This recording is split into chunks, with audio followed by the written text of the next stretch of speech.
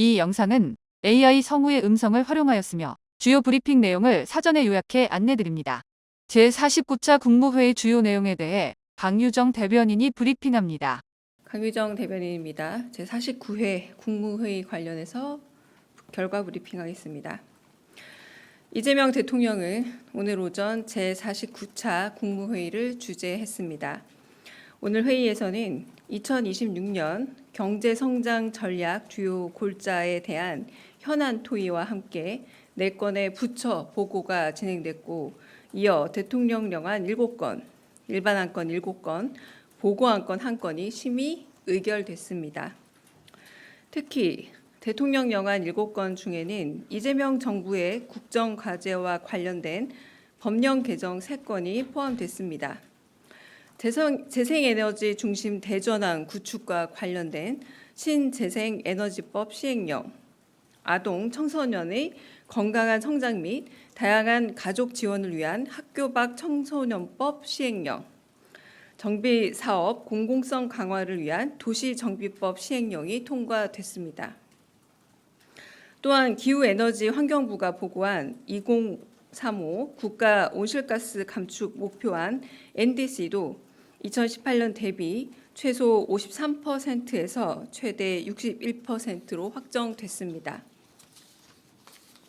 오늘 국무회의에서 김민석 국무총리는 전 부처 공직자를 대상으로 12.3 비상계엄 등 내란에 협조한 이들을 조사해 인사조치의 근거를 확보하고 헌법 수호 의지를 바로 세울 헌법 존중 정부 혁신 TF 설치를 전격 제안했습니다.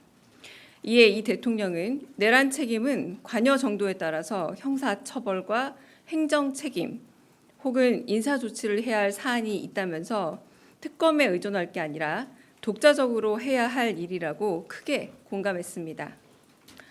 경제부총리가 보고한 2026년 경제성장 전략 주요 골자에 대해 이 대통령은 중요한 건 결국 민생이고 민생의 핵심은 먹고 사는 문제라면서 경제 회복에 총력을 다해야 한다 강조했습니다.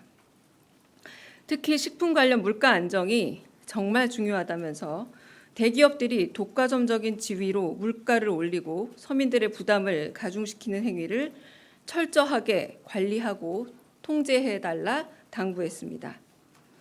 또한 중소기업을 상대로 한 기술 탈취처럼 힘없는 사람들을 쥐어짜서 부당이익을 취하는 행위도 철저히 막아달라 강조했습니다. 국내 주식 장기 투자 촉진과 관련해서는 경영권 확보를 위해 주식을 장기 보유하는 대주주가 아닌 일반 투자자들이 실제 혜택을 볼 수 있게 세부적인 계획을 잘 만들어야 한다고 언급했습니다. 법무부가 마련한 혐오 발언에 대한 대응 방안과 관련해 이 대통령은 사실 적시 명예훼손의 폐지도 함께 검토해달라 지시했습니다. 또한 혐오 현수막을 달기 위해 정당법을 악용하는 사례까지 등장한다면서 정당법 개정 필요성과 함께 온라인상의 혐오 게시물을 방치하는 플랫폼 사업자에 대한 과징금도 검토해달라 당부했습니다. 문체부가 마련한 공연 스포츠 분야 안표 근절 방안에 대해서는 형사 처벌을 없애고 과징금 액수를 키우는 게 더 효과적이라면서 신고 포상금 제도 도입도 고려할 것을 지시했습니다.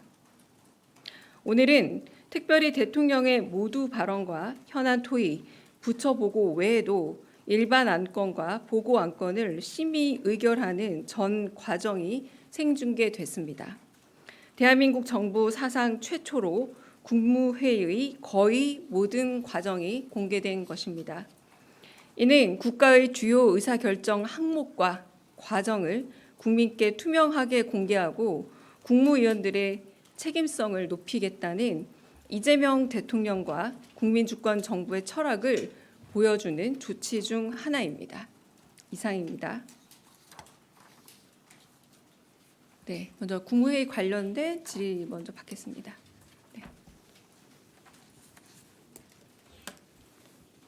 네, 안녕하세요, 대변인님. 한국일보 우태경 기자입니다. 지금 정권이 출범한 지는 5개월, 그러니까 반년 가량 지났는데 지금에서야 이제 내란의 부역, 가담한 공무원들을 대상으로 조사에 나서시는 이유가 뭔지 배경 설명 좀 부탁드리겠습니다. 네, 이 부분은 아까 김민석 총리께서 하신 말을 좀 잘 들어보시면 좀 답이 들어가 있는데요. 그 말을 좀 보자면 국정감사 그리고 언론동을 통해서 문제 제기가 있었다라고 말했고, 그럼에도 불구하고 여전히 공직사회 내부에서 반목을 일으키거나 내지는 국정 추진 동력을 저하하는 경우, 그리고 때때로는 인사 승진 대상 목록에도 있는 경우도 있다라고 얘기를 했습니다. 그래서 중요한 것은 좀 한시성, 제한성, 목적성이 있는 기구라고 할 수 있겠습니다. 12.3 내란에 가담하거나 협조한 공직자를 대상으로 제한이 있는 거죠. 신속한 내부 조사를 거쳐서 합당한 인사 조치를 할 수 있는 근거를 확보해서 내년 1월 정도까지 한시적으로 목적성을 가지고 운영하겠다라고 말씀을 한 걸로 보아서 한시적이고 제한적이고 목적적인 그런 TF 조직으로 보입니다. 아마 총리 조직으로 움직일 것으로 보여서 저는 오늘 말씀하신 내용을 이 정도로 요약할 수 있을 것 같습니다. 네. 모두 발언은 일단 네, 제가 여기까지 하고요. 국무회의 관련된 내용은 공개로 하고 그 외의 내용은 비공개로 하겠습니다. 네. 네, 정상민 기자님 먼저 손 드셔가지고요. 네.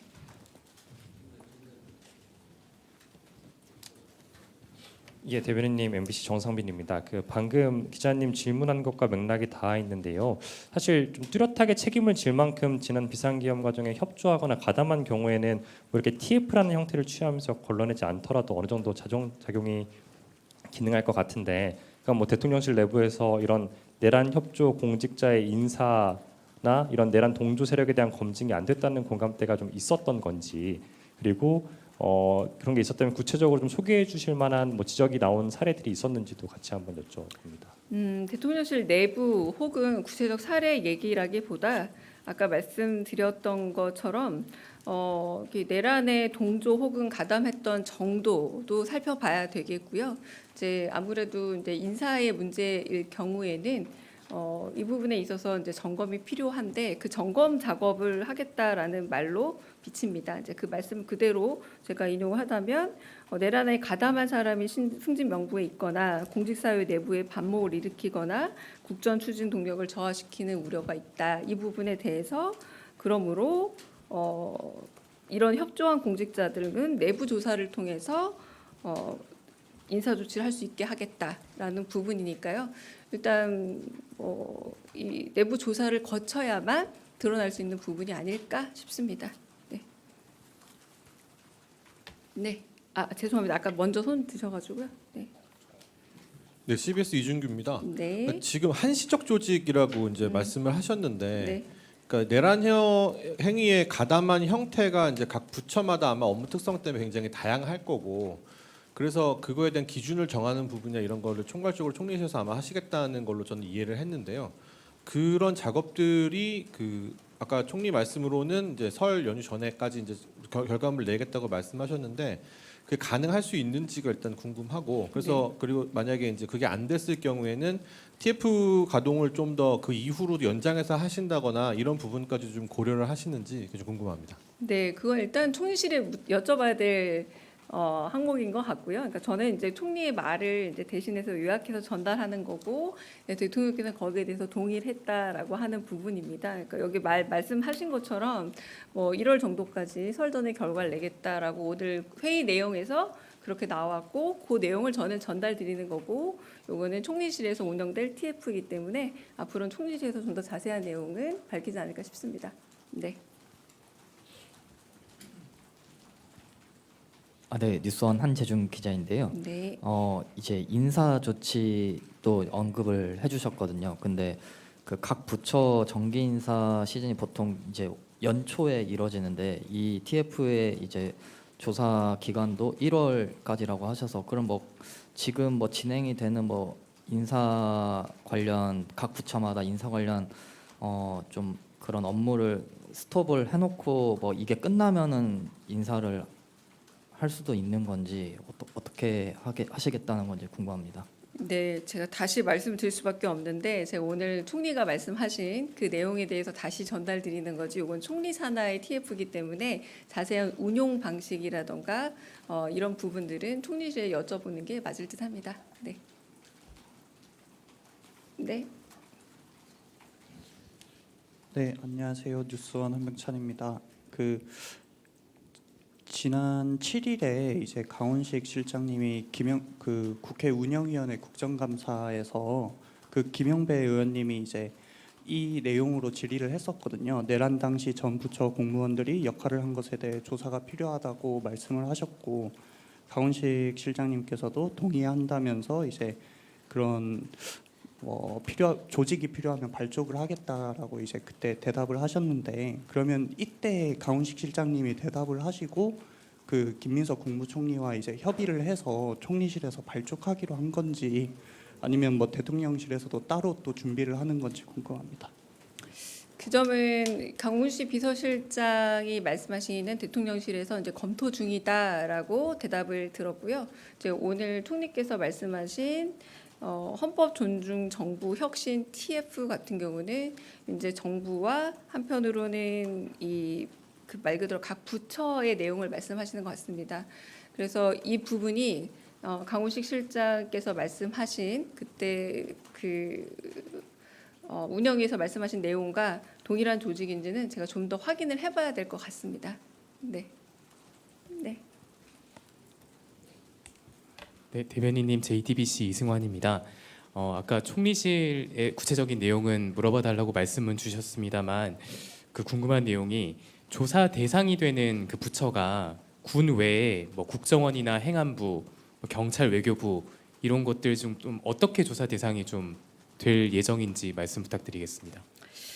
글쎄요. 일단은 정부 내부라는 표현이 등장했고요. 아마 총리 산하에 있는 모든 정부가 되지 않을까 짐작만 가능할 뿐이고 아마 총리 산하가 된 이유는 그런 부분에서 총리가 관할하는 모든 정부 영역이지 않을까 싶습니다. 네, 이건 이제 제 짐작일 뿐이니까요. 총리실 산하에서 물어보는 게 좀 더 정확한 영역에 대한 답은 들을 수 있을 것이라 생각이 듭니다. 네.